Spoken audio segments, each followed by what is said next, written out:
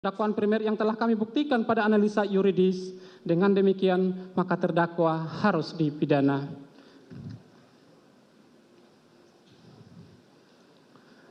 Majelis Hakim yang mulia, saudara penasihat hukum yang kami hormati, sebelum kami sampai kepada tuntutan pidana pada diri terdakwa, perkenankanlah kami mengemukakan hal-hal yang kami jadikan pertimbangan dalam mengajukan tuntutan pidana, yaitu hal-hal yang memberatkan. Terdakwa merupakan eksekutor yang mengakibatkan hilangnya nyawa korban Nofriansah Yosua Huta Barat.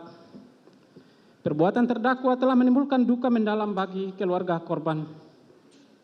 Akibat perbuatan terdakwa menimbulkan keresahan, kegaduhan yang meluas di masyarakat.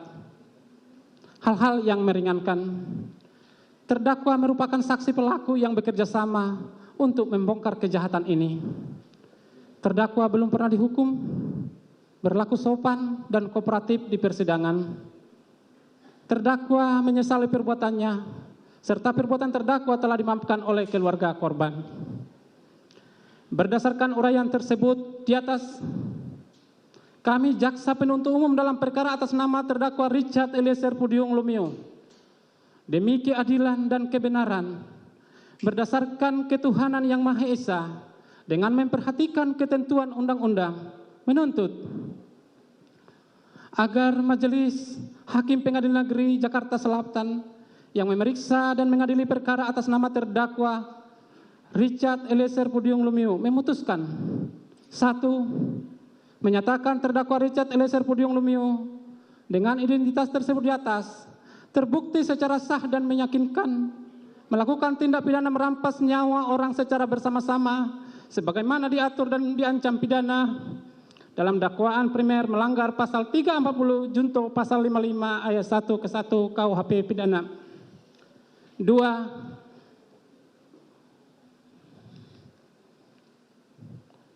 Menjatuhkan pidana terhadap terdakwa Richard Eliezer Pudium Lumiu dengan pidana penjara selama 12 tahun dengan perintah agar terdakwa tetap ditahan dipotong masa penangkapan.